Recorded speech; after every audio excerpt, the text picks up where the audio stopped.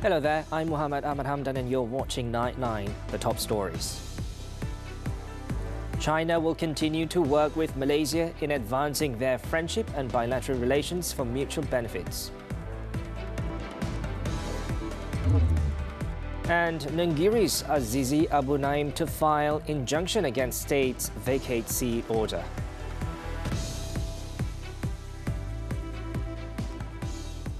Good morning. Datuk Seri Anwar Ibrahim on Wednesday night emphasised that Malaysia views its relations with China not merely in bilateral terms, but through a comprehensive strategic lens. The Prime Minister believes that it is in Malaysia's strategic interests to forge amity and cooperation with China and not against it. Bolstering ties with China is not about short-term gains. It's about securing the vital long-term interests of Malaysia and Malaysians. The guiding star of my actions is to nurture a Malaysia that is respected globally, where the achievements of our children are not transient, but will endure for generations to come. Anwar said this during a dinner commemorating the 50th anniversary of the establishment of diplomatic relations between Malaysia and China.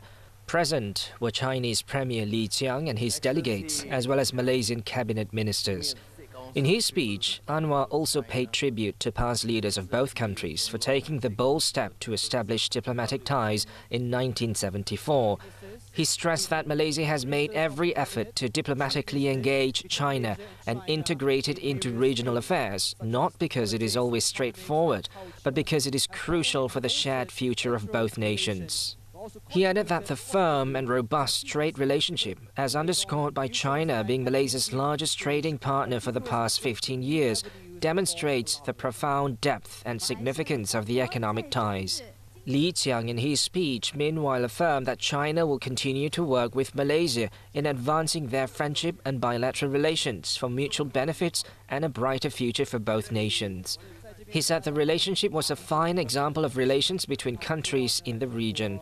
He also emphasized the milestone as a new starting point for both nations to chart a stronger and more prosperous shared future together. Now, Qiang, who is on a 3-day official visit to Malaysia, earlier was given an official welcoming ceremony at Dataran Perdana in Putrajaya.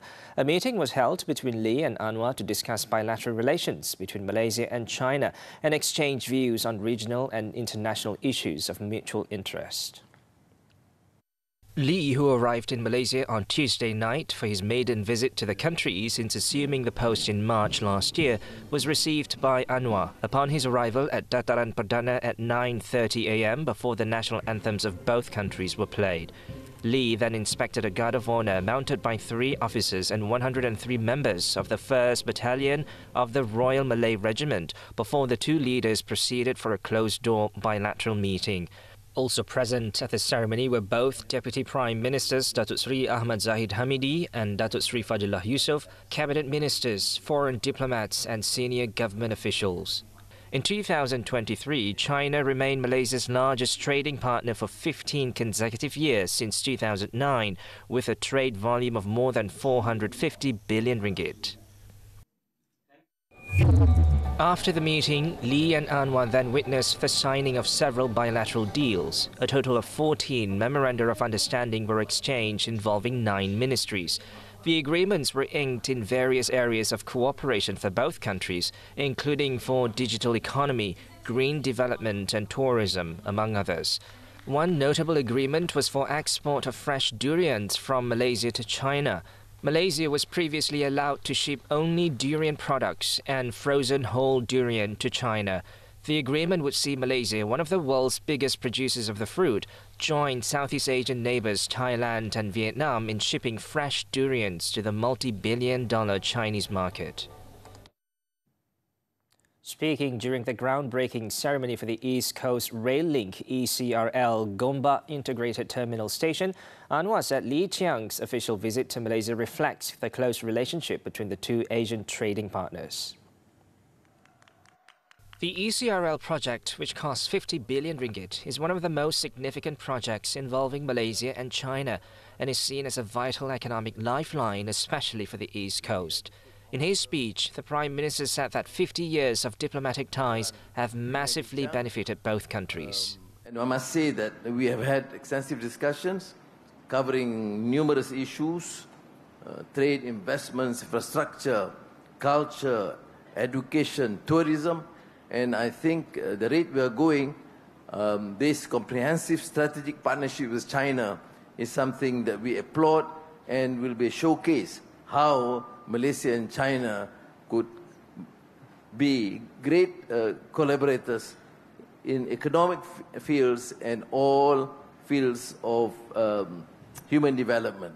The Prime Minister assured that the government would extend its full cooperation to Malaysia Rail Link Sdn Bhd and China Communications Construction Company Limited to ensure its timely execution.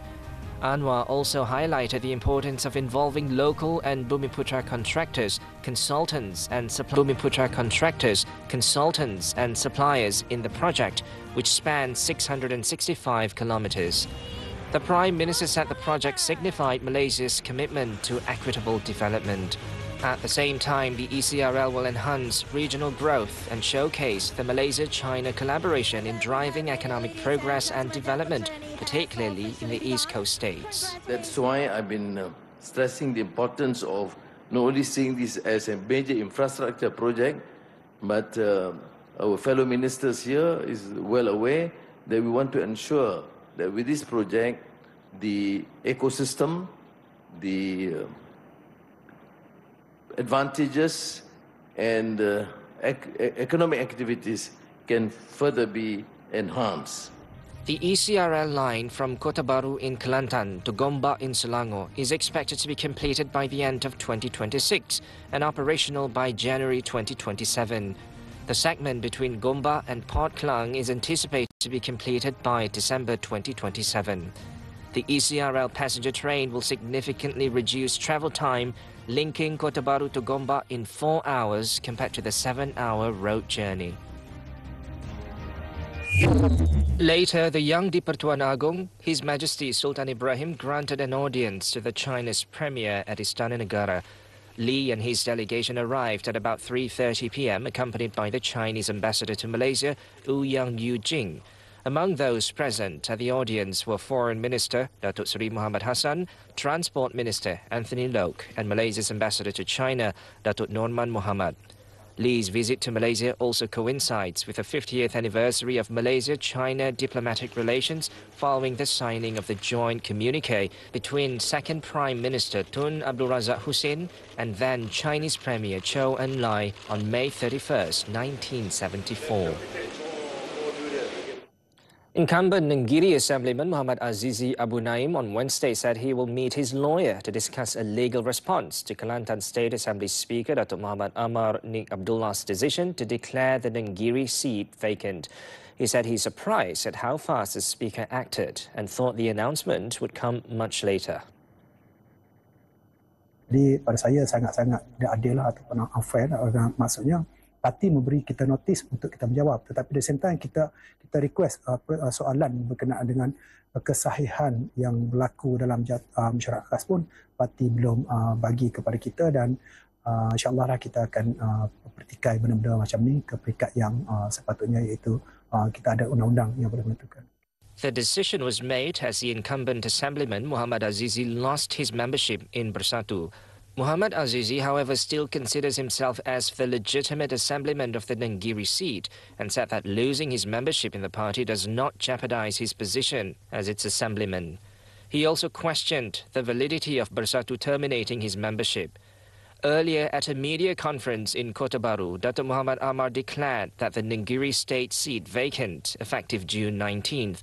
He said that the decision was made after the Kelantan State Legislative Assembly received a written notice of Muhammad Aziz's termination from Bersatu on June 13th.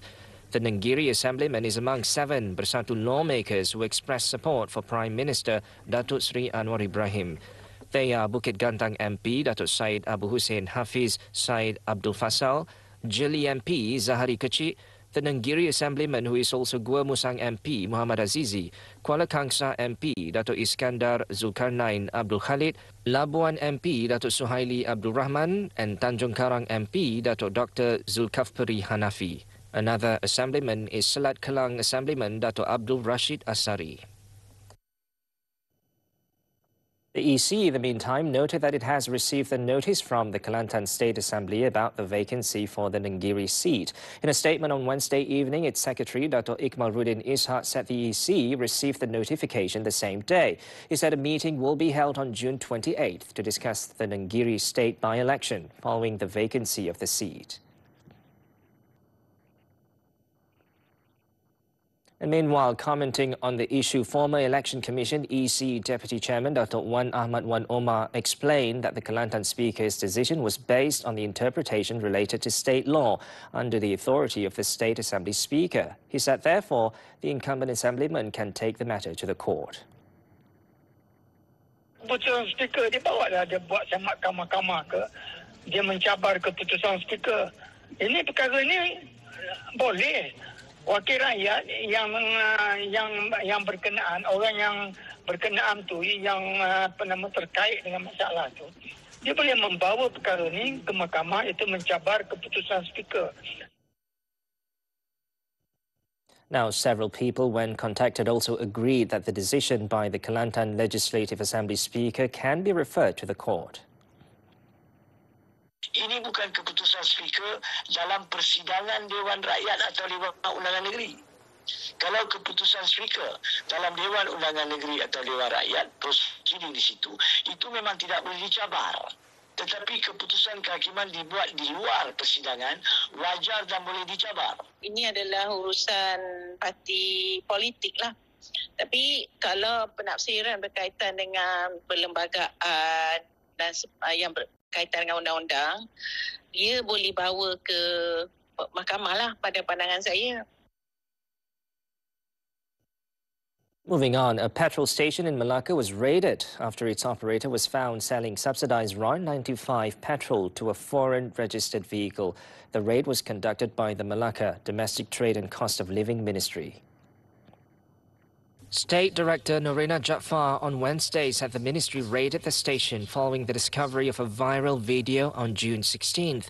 The video showed a person in a vehicle believed to be from a neighbouring country buying subsidized petrol by making a payment of RM23.17 via an outdoor payment terminal. Warga asing tersebut didapati menggunakan pakai kad prabayar yang diterima dan beliau cuba untuk mengisi minyak bersubsidi RON95 sebelum disapa atau sebelum ditegur oleh warga negara Malaysia lah. The foreigner was soon reprimanded by an e-hailing driver, causing the man to hurriedly leave the petrol pump. Meanwhile, the petrol station operator claimed not to have seen the incident, saying that the pump was slightly hidden from view. Norina said the petrol station operator might face penalties of up to R1 million in fines, imprisonment for up to 3 years, or both upon conviction. She added that the enforcement action aligns with the directive implemented on June 17, 2022, prohibiting the sale of RON95 petrol to foreign registered vehicles. Sunak vows to cut taxes after inflation drops. News from the foreign front when we return.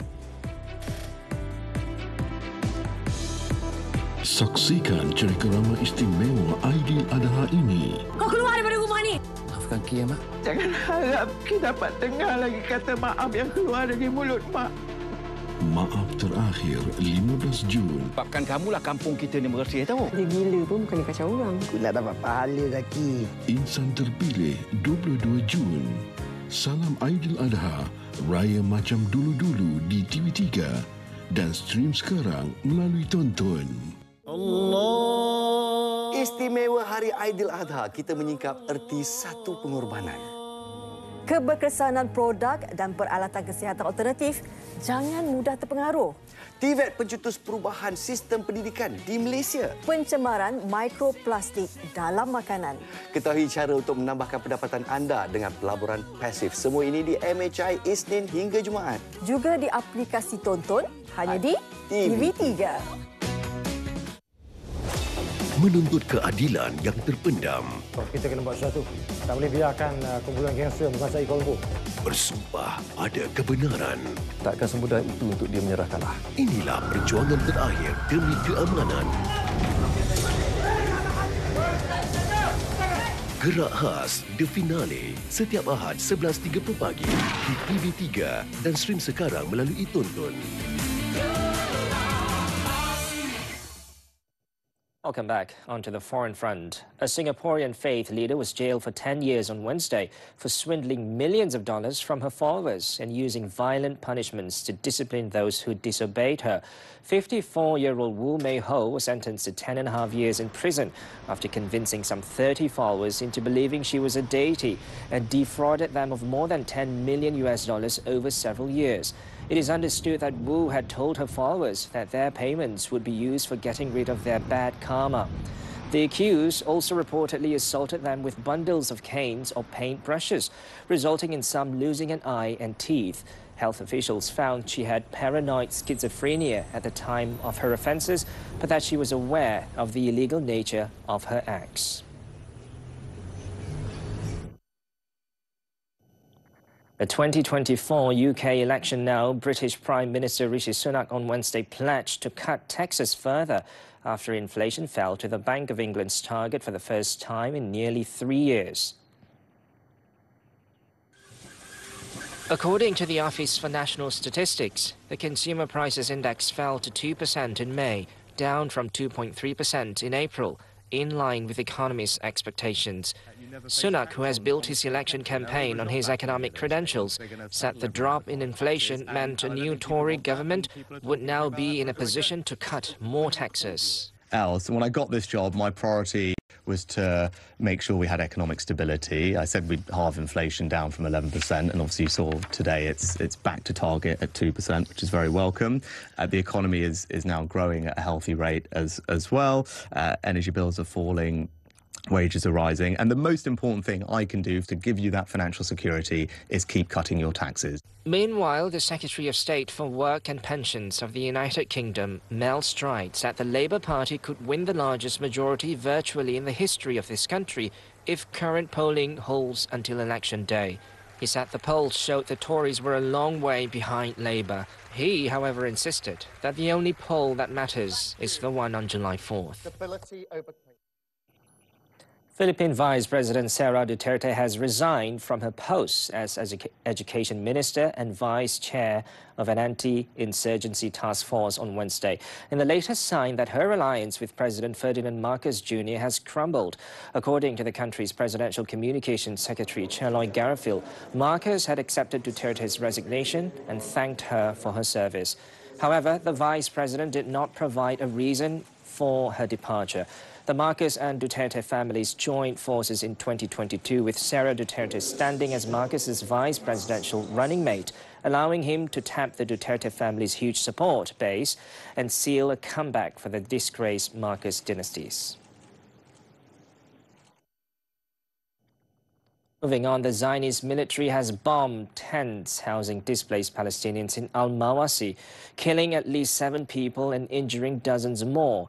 Local media reported that multiple tents caught fire after an overnight strike in Al-Mawasi, an area previously designated by the Zionist military as a humanitarian zone for civilians displaced by other attacks in Gaza. The regime also bombed tents southwest of Khan Yunis in southern Gaza. Gaza officials, in the meantime, demanded Israel release 310 health workers subjected to torture and called for an international investigation to reveal the fate of dozens of kidnapped Palestinian health personnel. In Iran, at least 4 people were killed and 120 more injured in a 4.9 magnitude earthquake that hit the city of Kashmir on Tuesday. The quake, which struck at 1:24 p.m. local time, hit at a depth of 10 kilometers. It also damaged mostly dilapidated buildings, reducing them to rubble in urban and rural areas of the city. In one of the world's deadliest disasters, a 6.6 magnitude earthquake hit Iran's southeastern city of Bam, killing over 31,000 people in 2003.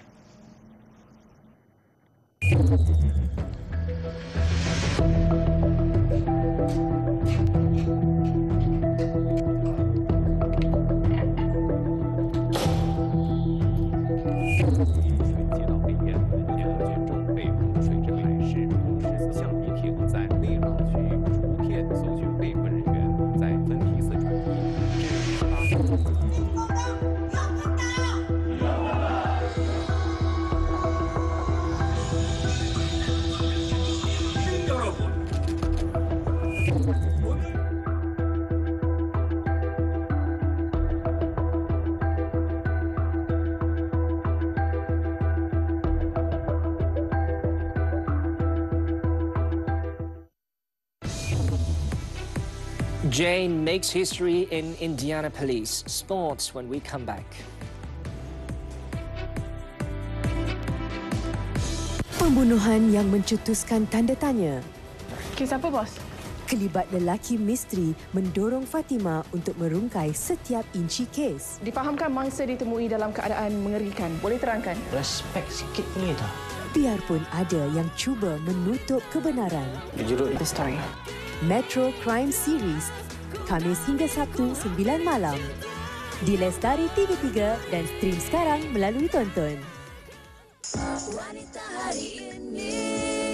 Memahami ibrah di sebalik pengorbanan. Kisah istimewa kami bawakan Aidil Adha ini. Pelbagai cara untuk kita menikmati daging lembu yang enak. Katanya cara masak pun kena betul. Kahwin tapi tak nak anak. Ini masalah kepilihannya boleh diubah. Apa agaknya punca keracunan makanan? Kebersihan makanan dan banyak lagi faktor yang perlu dititik beratkan. Luangkanlah masa bersama pasangan anda. Cipta kenangan dan bahagia selagi ada. Semuanya di WHI TV3. Dan stream sekarang ditonton.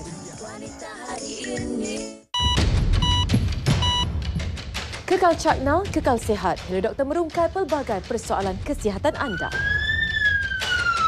Penyakit kronik, pemakanan, kesihatan mental, semuanya demi kesejahteraan anda.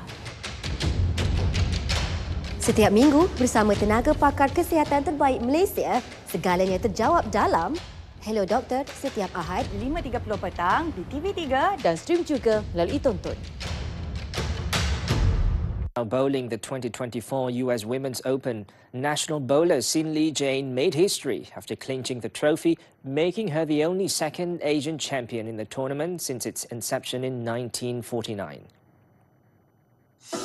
The 32-year-old lived up to her top billing by defeating Latvia's second seed, Dania Zavjalova, 226-214 in the one-game final at Royal Pin Woodland in Indianapolis. The win, Lee Jane's third this season and fourth overall in the Professional Women's Bowling Association Tour, earned her $60,000. The result also saw Lee Jane becoming the first Malaysian and Southeast Asian to win the title. The previous best achievement by a Malaysian bowler in the tournament was Shalin Zulkifli, who finished third in 2008. And on to tennis at 2024 Queen's Club Championships. World number 1 Yannick Sinner survived a challenging match as he needed 3 sets to overcome talent Grigspor and advance to the next round. In his first grass court match of the season, the 22-year-old Italian overcame an opening round scare, rallying past the Dutchman 6-7, 6-3, 6-2. Roland Garros semi-finalist Sinner will meet Hungarian Fabian Marozsan in the round of 16. In another action, world number 4, Alexander Zverev of Germany started his grass court season by dropping the opening set to compatriot Oscar Otte before steadying to win 6-7, 6-3, 6-4. Italian Lorenzo Sonigo awaits him in the next round. Over 13 million ringgit worth of drugs seized. The details after this short break. Tips mengubat hati terluka cara telefilm 10 malam di TV3 Jun ini. Itu apa? Sama dia nak bercerai dengan you ke tak? Sambut hari lahir insan tersayang. Lagi hari beberapa detik. Menunaikan permintaan terakhir ibu. Ibu ayah. Jangan ada benci. Ayah ada apa-apa yang ayah tak berkenan dengan Syarif. Sembuhkan hati yang terluka di telefilm TV3 setiap Jumaat 10 malam dan stream sekarang melalui Tonton.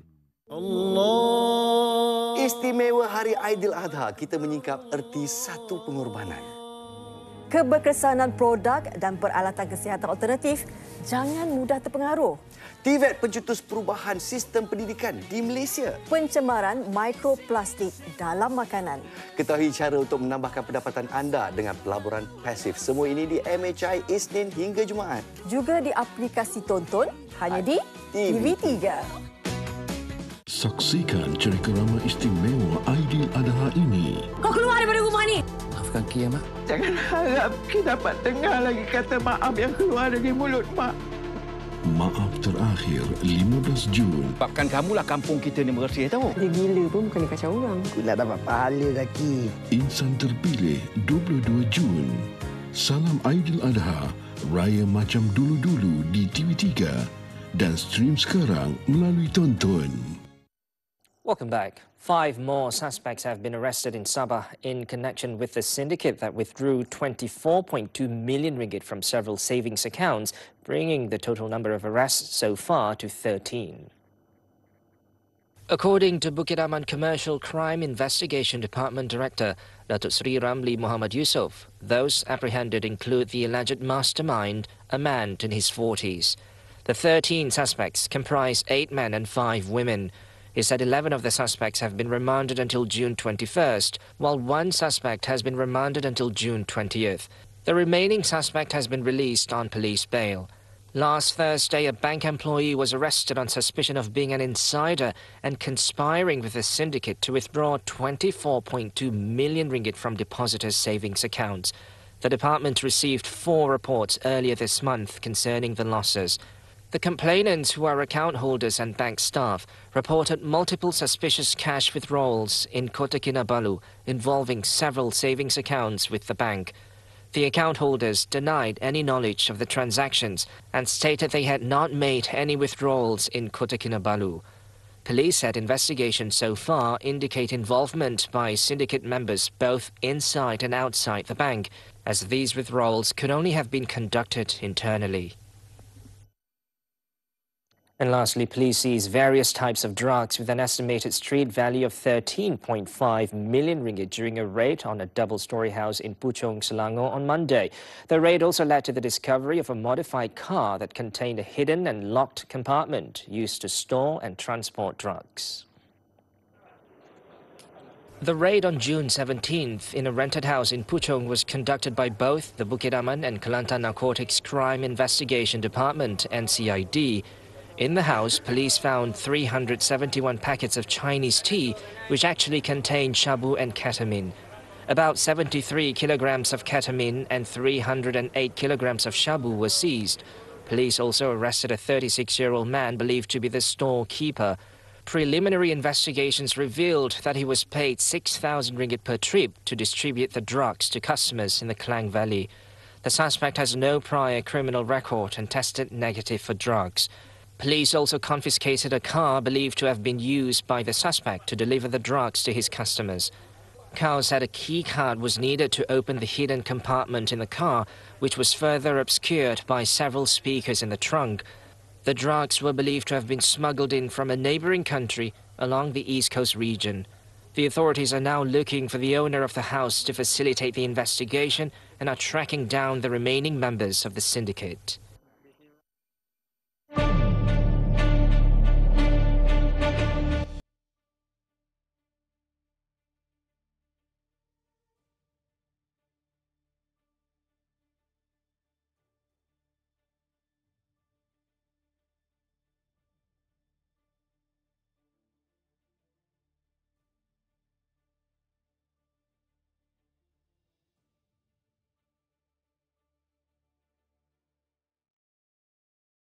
And that ends this edition of Nightline. We leave you with visuals of Formula One driver Charles Leclerc carrying the Olympic torch through the streets of Monaco on its journey around France ahead of the Paris Games. With that, I'm Muhammed and thanks for tuning in and be safe.